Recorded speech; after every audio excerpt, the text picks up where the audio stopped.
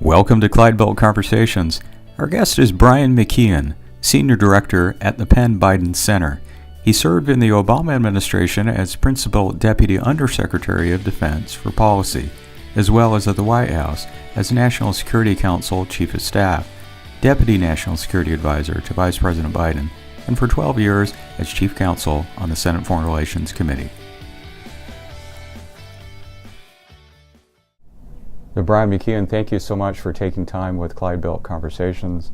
We do appreciate you taking some time out of your busy schedule. Let's just start with a discussion about the Penn Biden Center for Diplomacy and Global Engagement, which is, of course, directly a part of the University of Pennsylvania. It's founded on the principle that a democratic, open, secure, tolerant, and interconnected world benefits all Americans. Tell me about how, in your view, the Penn Biden Center is doing just that. So the center was set up by Vice President Biden when he left the White House in January of 2017, so just about 2 years ago now. And as you said, the mission statement is to promote the rules-based international order, democratic order, which he believes has served the United States and its partners and allies very well for the last 70 years, but is currently under significant strain, not just here in the United States, but in other parts of the world, in Europe, the Middle East, and Asia. And the way we're doing it is, I'm going to give you a couple of examples. One, we're something of a think tank. We have people here who are policymakers or PhDs who write think pieces on their areas of expertise and participate in international conferences and are part of the international affairs conversation, promoting sensible policies in national security affairs. Second, we have some ongoing projects. One of the first ones we did was in cooperation with the NGO Freedom House, which is based here in Washington and New York, and the Bush Institute at the George W. Bush Library at SMU. And we commissioned a poll on attitudes about democracy in the United States. And it was presented at a press event sometime last year, before I joined the center. And then we've taken it on the road to a few universities and had essentially focus groups with students to talk about their attitudes and thoughts about democracy. We've also engaged with the university community because we are a part of the University of Pennsylvania in trying to connect academic scholars with the policymaking community. We've done that in a few ways. And then using the Vice President's stature and his contacts brought people to the university to have dialogues with him in public settings on the campus to talk about the world order as it currently exists and international affairs for the last 20 years. So it's spreading essentially in an educational way the importance of the rules-based system. Are those discussions the ones that he does at Penn, are they available for people online to view, or how does one access that information? I don't think they were recorded and are online, but I can double check that. Okay. And that will be the vision for the rest of this year and going forward. These sorts of conferences or discussions that he leads will occur, do that throughout the year. Correct, yes. Okay. And then with partners, is there like a global connection with corporate entities that are also engaged in it, or is does it extend beyond universities? And the other partnership we have currently is with a U.S. government entity, the National Intelligence Council, which is part of the U.S. intelligence community. And they have a mandate to seek, I'm not sure exactly how it's articulated, but they have a mandate to seek outside opinion as they do their work and not just engage in analysis within the confines of the United States government. So we have partnered with the Clement Center for National Security at the University of Texas at Austin, and we have, in working with the National Intelligence Council, had conferences, closed conferences, where we engage with some of our folks and some Penn experts and with the UT folks to talk with the national intelligence officers who come to these events about some of the changes we're seeing in the world scene. It's focused on specific geographic or functional issues. And your career has allowed you to see over a long period of time, really decades, being involved in foreign affairs and really the apparatus of the implementation of foreign affairs, you both the congressional and the executive branch. How do you personally see how the world has evolved now that you're in this position with Penn Biden? How do you see how the world has changed since you were starting your career in foreign affairs and in government? Well, I came to Washington a couple weeks after receiving my bachelor's degree in the mid-1980s, so at the height of the Cold War, and we didn't know it at the time, but also the last phases of the Cold War, which came to an end either, you can argue when it ended, either when the Berlin Wall fell or when the Soviet Union dissolved in 1991, but one of those moments. And in the 1980s, if you came out of university and wanted to be involved in international affairs, you were told you better understand something about the Soviet Union and security in Europe and nuclear arms control. Those were the hot topics that people gravitated toward. And that all came crashing to an end in the late 1980s and early 1990s, and we had this arguably unnatural period of 20 years where the United States was the sole global power without any parallel competitor. And I say it's unnatural because what I learned in university in International Relations 101 is that the world doesn't really accept such an imbalance of power with only one leading power, that power tends to balance itself out, and so the international system and other countries sought to balance American power over the last 20 years, and now we have a situation with a rising superpower in China,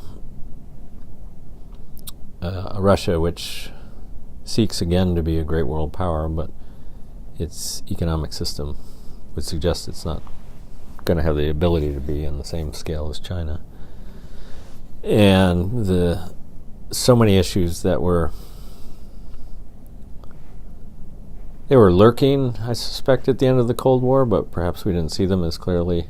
The threat of non-state actors,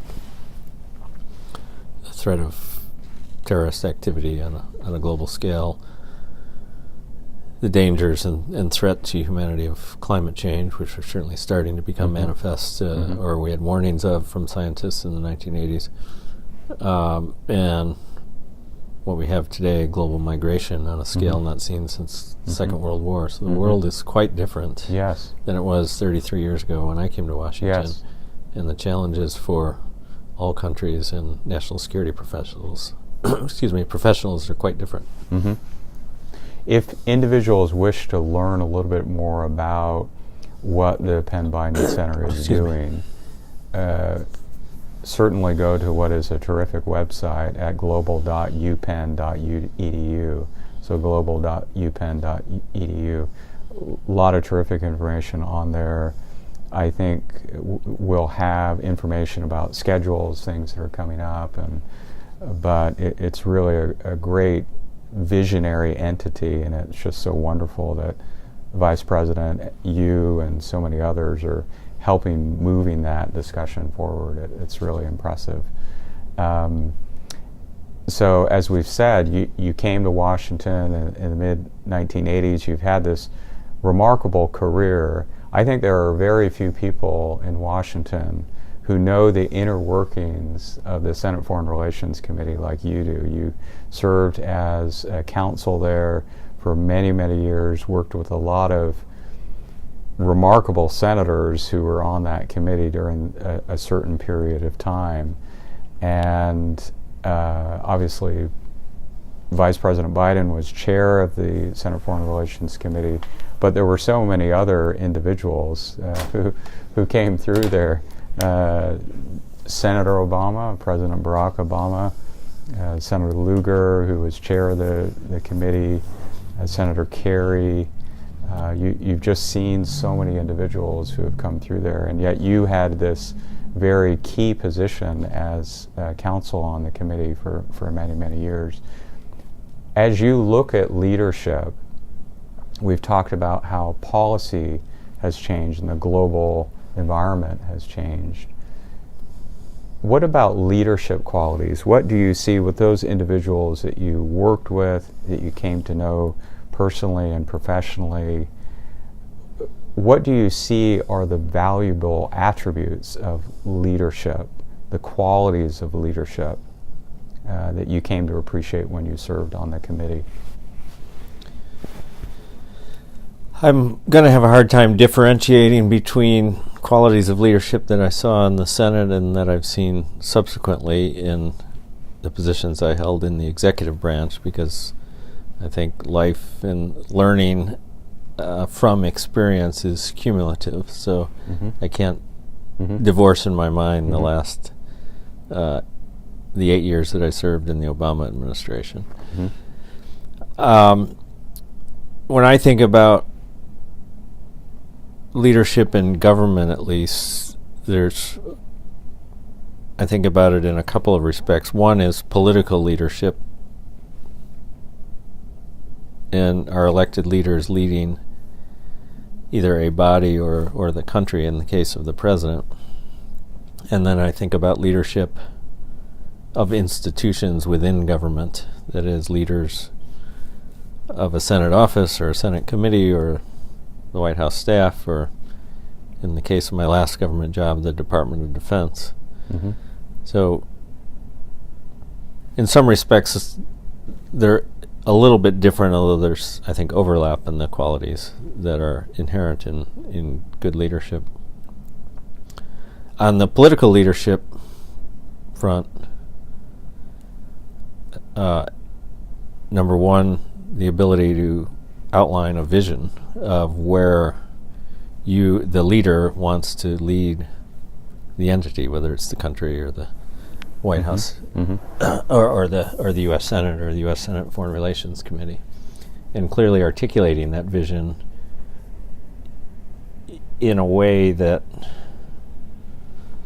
everybody understands what the vision is, but also not having it be one that's imposed, in the sense that it's a vision that people share because they have participated in helping to be part of that. And you can find that in different ways in the political context. But ours is a democratic system, and things can't be imposed on political actors. People have to participate in the system. That's, to me, one of the most important attributes, is articulating a vision and communicating it. Then I think the other attributes, which I think are probably common to both the political sphere and the running and organizational sphere, is the things I've learned about leadership and watching other people are, one, recognizing that you can be wrong, and being willing to listen to all of the people that you work with, and having respect for those views, accepting that people are going to make mistakes, and allowing you and the organization to be a learning organization. Did you feel with Chairman Biden, you, again, work so closely with him. You know him so well, and he has so many titles. It seems like I quickly say Chairman Biden, Vice President Biden, Senator Biden, but you knew him, and sometimes we have these caricatures of political leaders, which it doesn't give a full and accurate picture. And how would you describe his leadership qualities, having worked with him so closely? I would say that he's very articulate in spelling out the direction he wants to go on particular challenges. He's usually thought deeply about them, at least in the foreign policy context, which is my direct experience with him. But he's not, and he has certain principles and parameters and an understanding of complex issues that he brings to the table, but he continues to have an open mind and learn, which is unusual, I think, in some political leaders, particularly people who've been in government for several years, or in his case, several decades, that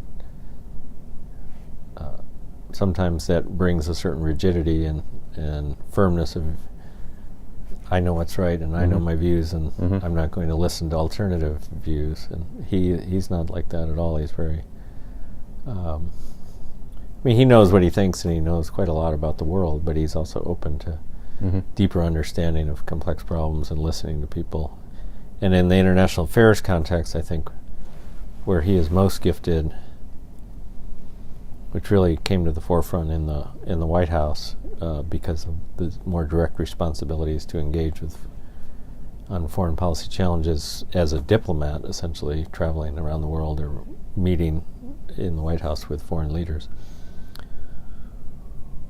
He understands that ultimately foreign affairs is politics on a bigger stage, and the actor on the other side of the table is, like him, a politician who needs to advance the interests of his or her country and his or her own political interests in order to stay in office. So he was very good at seeking from the people who would come to brief him before these meetings, sketching out and wanting to understand, what does this person want out of this meeting, and what can we, the United States, deliver without compromising our own interests, and also at the same time advancing our agenda with him. So he was quite skilled at that, and everybody who came to brief him for these kind of meetings understood that he was empathetic to the counterparts' views without losing sight of what were the American interests. He also seemed to have a very good sense of the American people on different levels. He was so, and still is, able to understand and connect with people and understand their situation, the climate in which they're working, they're living. And it seemed like he would take that, and still does, takes it with him as he engages with other leaders around the world. Is that true? I think that is accurate. He's traveled the country pretty widely over his years in public office, but especially so while he served in the vice presidency, and since then he was widely traveled both domestically and internationally, so he has a good feel for the country and the different regions. And he comes from a modest background, so I think he's never had a distance from people. He's never been a person of great wealth, so I think he's always been close to his own constituents and empathetic to working folks, and understands the challenges of average Americans. He's constantly reminding us that in advancing any public policy through a speech or even in a meeting with foreign counterparts, you have to be able to tell a story. It's not enough to enunciate a principle, a general principle, but to apply that to a specific context so people can understand the vision. So that's the communication skill, to some degree, to which I referred earlier. You also came to observe when Senator Obama was elected, one of his first committee assignments was on the Senate Foreign Relations Committee, correct? Correct. And how did he immediately gravitate to the chairman, and how did the chairman interact, like right away, straight away, with then Senator Obama?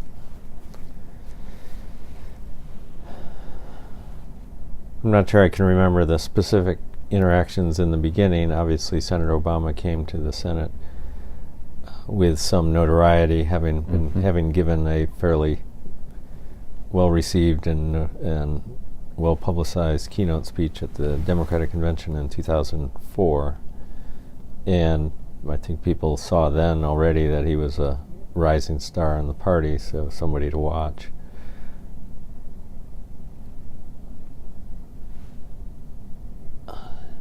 I'm struggling to remember that far back. I'm sorry. 2005 is a long time ago. I want to talk about your last 8 years too. But yeah. 2005 is a long time ago.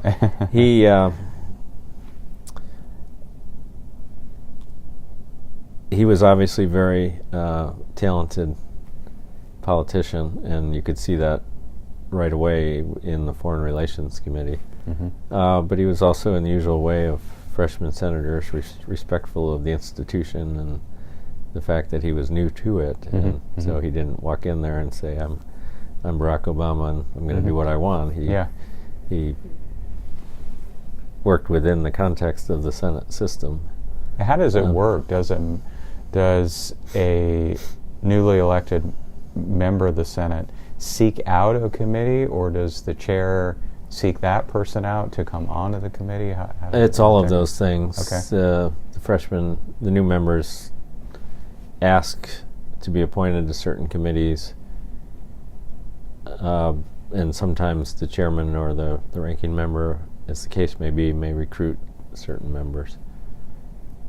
I don't know the circumstances of how Senator Obama came to be on the Foreign Relations Committee. If I knew, I don't remember it. Yeah, and we've focused a lot on Vice President Biden, who, again, I think is a fine example of leadership, of human leadership. I always thought of him as the Senate poet as well, always quoting Irish poetry, and still does that, and that's impressive, a real sort of human connection with people. Senator Kerry, though, as well, who became Secretary of State, you were serving when he was chair. Yes, you were serving. You were not. No, he became chairman after Senator Biden became vice president. Okay. And I went with. You went with. I went with Biden. Okay. Immediately, and began work in the White House in January 2009. So he had been on the committee. He'd been a member of the committee for. Yeah. As long as I was working there. What do you observe about him and his qualities of leadership? Just as you. Were similar attributes to Vice President Biden?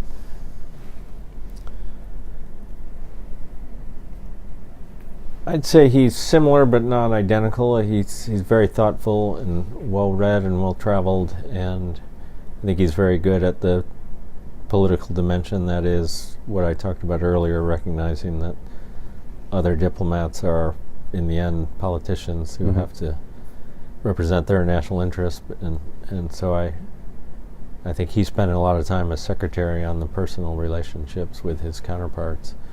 I know he spent a lot of time on the phone with them, to some perhaps frustration of people in the State Department. He'd pick up the phone and make phone calls on weekends without always consulting people. Yeah, and both Vice President Biden and Secretary Kerry were very bipartisan as well. They had a good feel for bipartisanship, and I think of Senator Lugar and the relationship they had with him, but other Republicans just valued relationships with individuals who were Republican and really proactively looking for ways to reach across party lines on foreign policy issues, both Senator Kerry and Vice President Biden.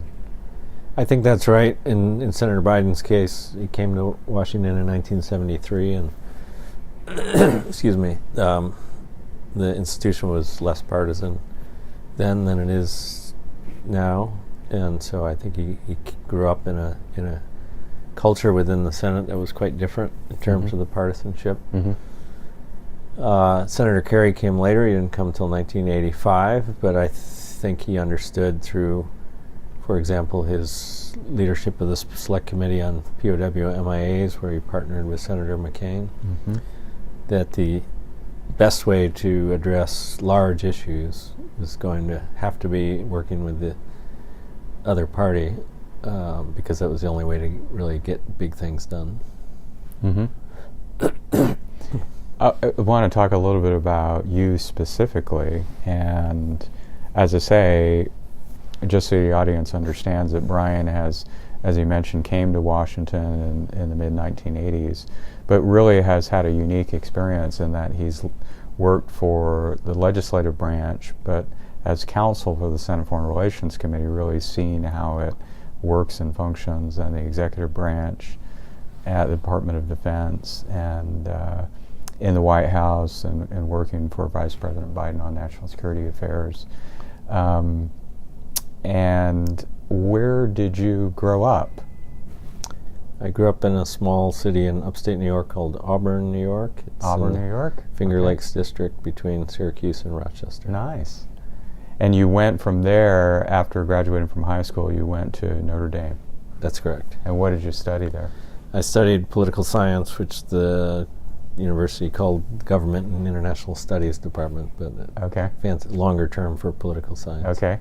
Do you remember while you were there any professors who stood out, any mentors, anyone who encouraged you to sort of go in this general direction, not knowing where you would end up going for sure, but were there any professors or individuals who really made a difference for you while you were there at Notre Dame? Well, I come from a political family. My father was in politics, so I think that's probably where part of the one of the catalysts for my ending up in Washington comes from. At Notre Dame,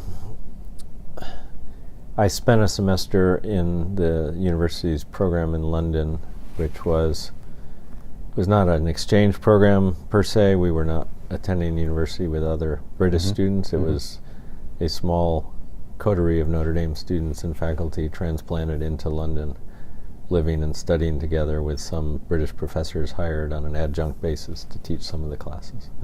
So I would say that experience, probably more than anything else, was the turning point for me in focusing me on wanting to pursue a career in international affairs.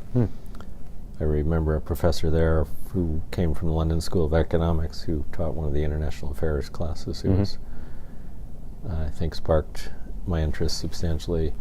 But it was also just the function of, or the practical fact of going from small town in upstate New York and small city in northern Indiana and relatively small university. Notre Dame is not actually that large, to one of the world's great capitals and seeing the world differently.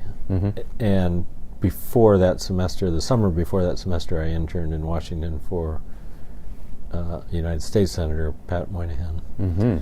So those two experiences, the summer interning in Washington and then the subsequent fall in London, opened my eyes to a completely different world that coming from a town of 30,000 had not occurred to me. It so often is the case where we hear about leaders who have similar experiences with, I think of Lee Hamilton, who came from Indiana and then who was elected and then eventually became the chair of the House Foreign Affairs Committee, and just as a real luminary on foreign affairs issues, but his eyes were just open to the world and came from a small town. Say Senator Lugar, similar, and so for students who might be thinking about, should I go overseas, should I do a study abroad, you would be 100% yes. 100% behind it. Excuse me. I think there are a lot more opportunities to do that today than there were in the 1980s. I know Notre Dame, for example, in the 1980s had, I think you could count on one hand how many study abroad programs they have, and I think they have many more today. But whenever I meet student groups, either undergrad or graduate, I often tell people if they don't have an opportunity to study abroad, they should at least travel abroad for an extended period, not just for a 1 week, 2 week trip, but for longer, just to see the world in a different way. And Notre Dame has a real moral campus, moral compass to the university, and the vision for the university, like instilling in the students a view of graduating, but then going out into the world or the community to serve. Yes, that's a part of the curriculum. I don't know if it's part of the curriculum per se, but it is part of the ethos of the university. Like at West Point, it's God it's country and service. And at Notre Dame, I think there's an inscription in a couple of places of God, country, Notre Dame. So service to all of those is imparted upon its graduates, and I think there is a high percentage of students who do service activities either while at the university or in their immediate postgraduate, like going in the Peace Corps, Jesuit Volunteer Corps, Teach for America, things like that. It's a pretty high percentage of people who do it. From Notre Dame, you went to Georgetown, another spectacular university. I was just on the campus last week walking around and was just so struck by the beauty of the place. It's such a beautiful campus, and when you first went there, you went to go to law school. You had mentioned you had some connection a little bit to Washington, having come through as an intern with Senator Moynihan. When you started there in law school, how intimidating was that to start fresh, coming with your degree in hand, but starting law school in the nation's capital and starting at one of the top law schools in the country? I went to Georgetown Law School at night several years after I'd received my bachelor's degree, so I'd already been working in the Senate for 6 years before I started at law school, so I was not green, so to speak, in the ways of Washington by that point. It was intimidating because I was working full-time in the U.S. Senate and going to school at night. That was the intimidating part. Remarkable. And we carried a course load that was only one course fewer than those students in the day program who were going to law school full-time. So we felt like we had a much harder burden than the students in the daytime program. Yeah. That is a common challenge that people face who are in Washington, is that work-life balance of being, when we talk about leadership, we're really focused in the professional realm, and yet it's really important to strike that balance between one's personal life and one's professional life. Do you have any thoughts on that, especially as you were talking about going to law school at Georgetown at night and working in the Senate, which that you should have like a medal for that, but that sounds like it was a remarkable challenge, but you also had your personal life as well. Well, a lot of people have done it, so I don't deserve any special recognition. But truth be told, there is no work-life balance when you're working full-time and going to school at night. There's not much left for personal life. And I would say I am not the font of much wisdom on work-life balance, because I've spent most of the last 30 years working a lot and not having. I've had a personal life, but not to a great degree. I'm married, but I don't have children, and I remain in awe of people who've managed to have large families and while working in intense jobs. But it is important to, I think, for mental health, to step away from the job and keep in perspective that there's more to life than a job. So if we could go just a little bit back to Senate Foreign Relations Committee. Before I do that, though, I do want to talk about your experience in the executive branch, because that's more of a recent, I'm sort of pulling from your memory to go back, Senate Foreign Relations Committee, but the executive branch, you work directly for the vice president on his national security team when Correct. you were there? Yeah, that's correct. The vice president has a small staff, relatively speaking, compared to the president, and within that staff there was a small national security affairs office. We had about a dozen people total, which included a couple of administrative or support people. So we were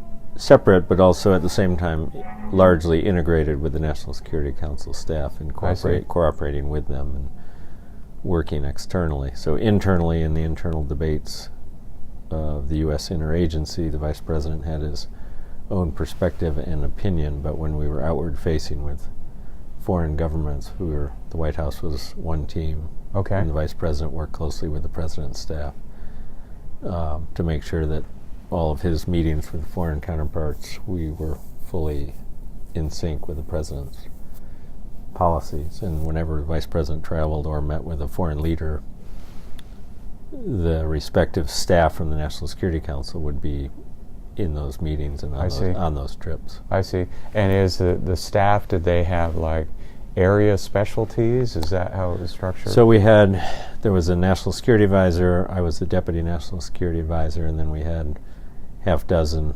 staff who focused on either regions or functional interests of issues to the vice president, and then for the rest of the world of issues, we would rely on the National Security Council staff to support the vice president. So we didn't have a full staff to cover all of the issues that came before him. Were there any career Foreign Service officers that worked on that team? There were. The budget is also quite small, so we were, like the National Security Council staff, highly dependent on people on detail from the other departments and agencies, and we had several Foreign Service officers who came on detail. So from there then, towards the end of the administration, the Obama administration, you went to the Department of Defense, yes? I had another job in between. Okay. So I spent 2.5 years on the National Security Council staff, where I was the executive secretary and the chief of staff. So essentially, I was the chief of staff to the National Security Advisor, and the chief operating officer for him or her. I worked for two of them, Tom Donlin and Susan Rice. Key position? Primarily, it's a management job of managing the staff, supervising all the administrative and human resources and budget issues in the operation of the NSC staff, and overseeing the White House Situation Room and managing the paper flow of national security memoranda to the president and papers produced for National Security Council meetings and senior interagency meetings. So that's what, like at the State Department, that's what the Executive Secretariat did. It managed the productions of these and quality control and timeliness of these papers. And there is a lot of paper. There's a lot of paper. Well, there's a lot of paper at the White House that goes to the president. Yes. And yes, that's a really important post. I'm sure as you hear about these stories about currently stories that are being written about like meeting schedules and paper flow and this sort of thing, you'll have unique perspectives on the efficiency of how to manage that and run it. And it seems like every president has a different style, or well, every president has a different style in managing the NSC system. But the guy who wrote one of the leading books on the NSC, David Rothkopf, has a line in his book that is a truism, but it's worth repeating because it is true, which is the president gets the NSC that he wants. So the way that a president manages the NSC through his National Security Advisor and through the interagency system reflects what the president chooses to have. And the current president's doing it quite differently than President Obama did. Did you find in this idea of bipartisanship as it relates to foreign affairs. Did the NSC staff or President Obama find times or ways to connect with those who had been in that sphere before, like Condi Rice and Steve Hadley and others, just who, Colin Powell, and was there a spirit of how do you think we should do it, or a spirit of cooperation, or if what was your approach on these sorts of issues? I'd say a couple things. One, I know that President Obama consulted somewhat regularly with Colin Powell, who had endorsed him for president, so he would come into the White House for meetings from time to time, and sometimes those meetings were not announced. Sometimes it was because General Powell, Secretary Powell, was promoting the nonprofit he works for, which forget what it does, but it has to do with youth education. I think. Volunteers. But other times, he and the president talked about national security issues.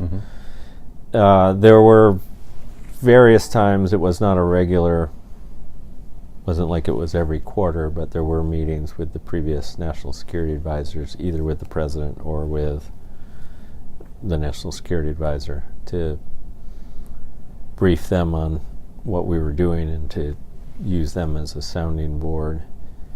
During the period in 2010 when the new Strategic Arms Control Reduction Treaty with Russia was going through the Senate, I was working on that for the White House from the Vice President's office.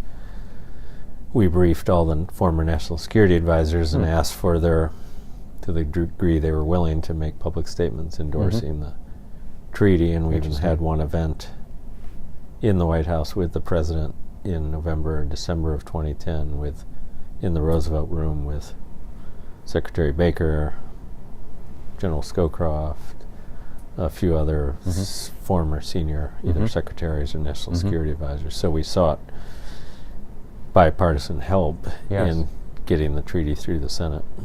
Do you think that came out of, for President Obama, Vice President Biden, you, other staff, who had this perspective on Capitol Hill and moving legislation through or addressing issues through a bipartisan way? Did it sort of move into the culture of the White House in a way, like there was a transition of that approach to the style of management within the White House?